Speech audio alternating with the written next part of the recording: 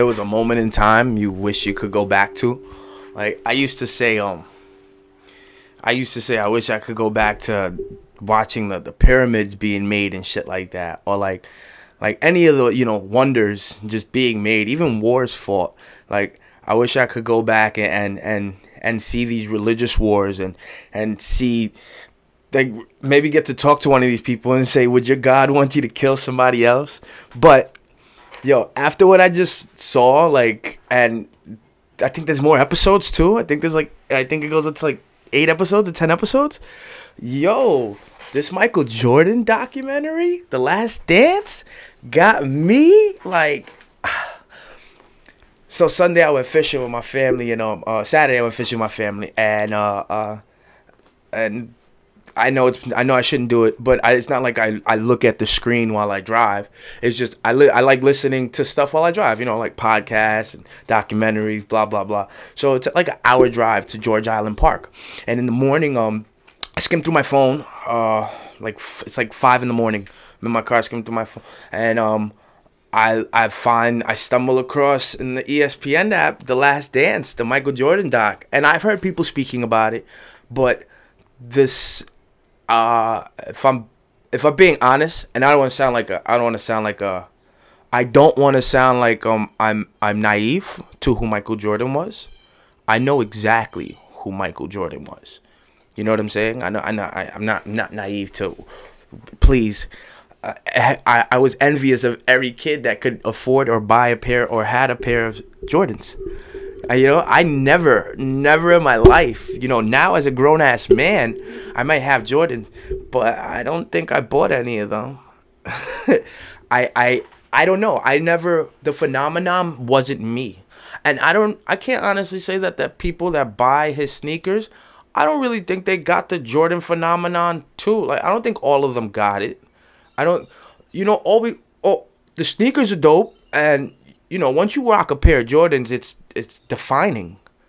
You know what I'm saying? Like, it's almost like playing for every right team. You know, you could be right wing, you could be left wing, you could be up, you could be down, you could be gay, you could be straight, you could be backwards or inside out. If you wear a pair of Jordans, you're part of some type of social norm.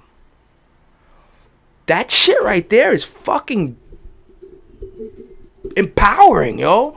It's so defining that this one person and his name, his legacy was being carried on from my standpoint through his sneakers, not only his game.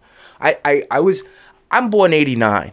So you figure while he was winning his rings in 91, 92, 93. No. 92, 93, 94. They didn't win in 95, 96, and then they won again in 97, 98. I was a kid. I wasn't even 10 years old when they were done winning championships. To where I've seen on ESPN Jordan highlights and, you know, the tongue out with the dunking, and yeah, of course, I used to be an ESPN head every morning, faithfully be watching, waiting for the and you know, it would always. Topic of discussion in basketball it's always, you know, Jordan. It was his highlights, what he did, and it was always because he was in comparison to scoring records from the age that I started to grasp, really be indulged with basketball with Kobe. Kobe was his comp, you know, like, and in the come up anyway, or in comparison to, people compared Kobe to Jordan, and even in that documentary really uncanny to see Kobe Bryant in that documentary. Really uncanny. You know, I know he just passed away. Rest in peace. The things he said about Jordan. You know, how he hated to be slighted that him and Jordan were ever in competition. He hated that. He felt like Jordan was his big brother. He admired Jordan so much. Now I can get Michael Jordan crying at his eulogy, at Kobe Bryant's eulogy. I caught the eulogy towards the middle or the ending rather, where Jordan was giving his speech. And when I caught it, Jordan was crying and I understood his sadness, but I didn't fully. You couldn't fully grasp it because you never understand a person's pain until you delve deeper into why or the passion of the pain. You know what I mean? The passion of his pain was the fact that, yeah, like, Bryant was amazing. You know, Bryant was amazing. And even seeing the praise that he gave Jordan. You know, he came in 19 years old, the youngest person to play in the All-Star game. And they showed in the documentary how, you know, Jordan got the best of him that game. But, you know, you go to see the rest of Kobe's career, and it's amazing. I got to witness Kobe's career because that's when I was in my sports. That's when I was into NBA, rather. Very, very hard into NBA. You know, I was a huge fan of the Knicks, Spreewell, you know, Allen Houston. You know, I was a huge fan of the Lakers, of course, Kobe, of course. Like, the mecca of those teams, you know, nowadays the topic of conversation would be a LeBron. You know, in the shadow. They brought that topic up in the documentary, which I found to be awesome, that they would bring a topic like that up. You know, they stated it was Larry Bird, Magic Johnson, who each were like reigning kings of the NBA world. 2 rings each. You know what I mean? Jordan needed his ring to get into there. And when he didn't win it in 91, he came back. He came back in 92 like, we're not gonna lose this one. Like, we're not gonna lose this one. That determination, that motivation, like, oh my God. Like, this is probably gonna be like part 1, because I have to not only complete this documentary, but I have to watch it again. This deserves. I can't even imagine how much Jordan getting paid for this. Off tangent. But, you know, this truly deserves, like, encores and encores and encores. Like, I love this. This really shows the chaos, the insanity, the hard work, the growth, the determination. This documentary shows all of those parts of greatness. It delves into the crevices, the joints of what makes the muscles really strong, hold them together. What holds the muscles together, the joints, those tendons. This documentary gave the tendons. It gave the tendons and the joints, and it was just, oh, it's such a great documentary. I can't overstate it enough. You know, I can't. Now, it brought me to a place where now I want more. I love documentaries before, good or bad, and I don't know what that says for me. You know what I mean? I love documentaries about a Fidel Castro. You know, I love documentaries about a Pablo Escobar. You know what I mean? A Stalin. I know they're horrible people, but to understand how they climbed in the ranks, that is, for me, I find so much passion in finding it. It's like an archaeologist wanting with expectations that there could possibly be an ancient site here. And when that archaeologist gets there, he knows the possibilities of it. He knows the possibilities because it's written in text. It's being seen. That's what that is for me, to see documentaries. Not in a bad way, but to know that hard work, determination, grinding, perseverance, most of all. Perseverance is a huge subject matter that no matter what Jordan went through in this thing, which was the most bugged out part about it. Like, that's what really creeped me out. Like, I've heard rumors about Jordan having a gambling issue. You know, you can't, everybody has issues. The greatest people in the world have issues. And this documentary really shows you that for all the scoring he was doing and all the greatness and all the commercials and the Spike Lee and the being there for children, his press run was crazy.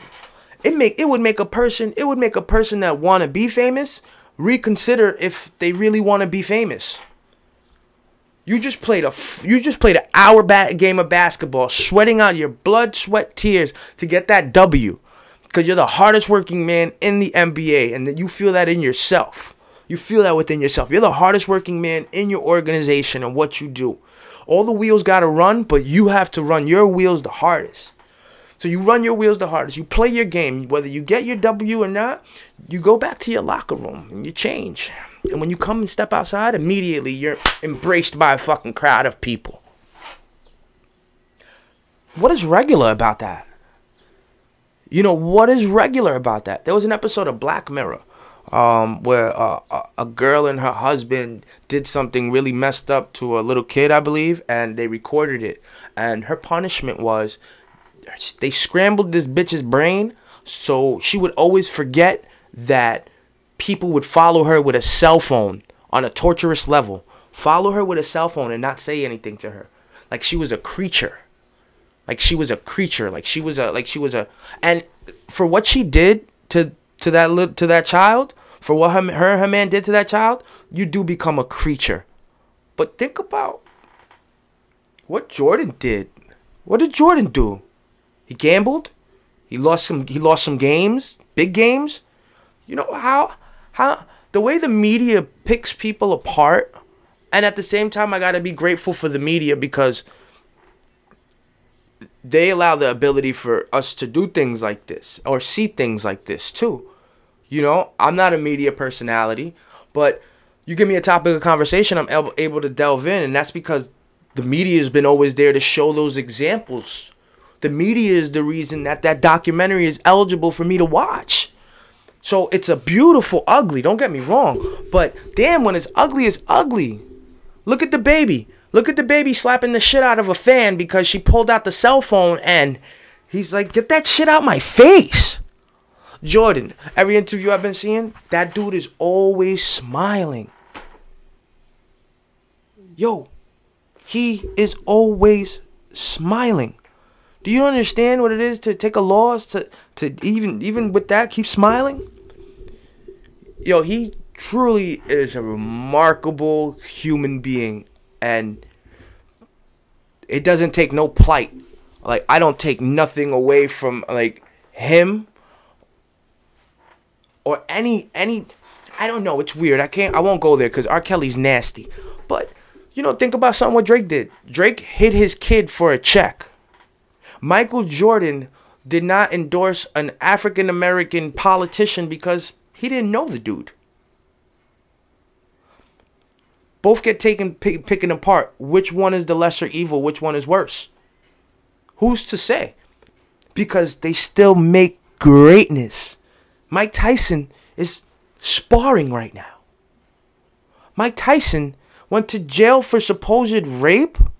Mike Tyson bit Evander Holyfield's ear off. And don't get me wrong, people all change, but it's the fact of the way the media made him out to look. It becomes disgusting.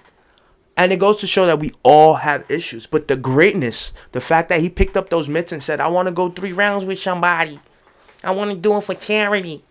The fact that Tyson is willing to do that, that's and people are willing to stand by it and be like, yeah, I'll see that. I'm one of those people that say, don't do it. Don't do it. But just like the Dave Chappelle joke, when he joked about Jenner and he said, if there was a fucking, if she was in the Sports Illustrated magazine, open the lips and a little dick pop out like, ah! It's the same thing. I would still like to see Mike Tyson fight, even if I don't think he should. When Jordan played on the Wizards, when he came back, do we think Jordan should have came back, even though he's the greatest basketball player of all time? We're gonna watch it. We're gonna watch it. You're gonna watch that because it's greatness. It's greatness. You can't reenact it. You can't clone it. You can't clone it. You can't remake what makes up a person's psyche and what makes up a person's motivation and drive. What makes up a person's want and need and you cannot reenact it. And that's why when you watch this documentary, think about the nostalgia. This shit was 98. I don't know what year this is going up to, but think about all the work do you think that they would say, yo, 20 years from now, watch when we watch this shit? how great we were or how much it took to get. You think they really like thought about that? No, I don't. I think they were so in the moment of what those Bulls had to do, what Mike had to do, that they were so in the moment of winning and being the greatest, that in those times, that's what pulled them through. That's what got them over the fighting. That's what got them over the bickering, the arguing, made them a stronger team, made them tougher. And I'm not even done with the freaking documentary yet. I told you I gotta watch it twice, part 2. But yo, I definitely have to amend and thank the people that put that documentary together. I have to thank Michael Jordan for creating a legacy. You know, I couldn't understand how you being a basketball player would make you a hero. I couldn't understand it. I couldn't understand how greatness can make you a hero of some sort to people, but I get it now. I get it watching that, because it gives people a sense of hope that no matter what situation you're in, no matter what you're going through, you can always gain a level of success, or you can always surpass and be great beyond imaginable means, where the world is still wearing your sneakers 30 years later from when they were created. Okay, where they're still speaking your name in volumes. We only say George Washington's name because it's on the dollar bill. You know what I mean? You think people know fucking Abraham Lincoln for the Emancipation Proclamation? You think people even know what that is anymore? Come on, man. You know Lincoln because he's on a 5, I think. But yeah, whatever bill he's on. I think he's on a 10. No, he's on a 5. Yeah. But yo, my point is that when something's great and when something can't be recreated, what falls behind that is the hero status, because you make people believe in themselves. You believing in you blossoms when people get to witness your greatness to them believing in themselves. Hey yo, and with that, I'm out of here. It's your boy OK. Everything is O. Have a good day, y'all.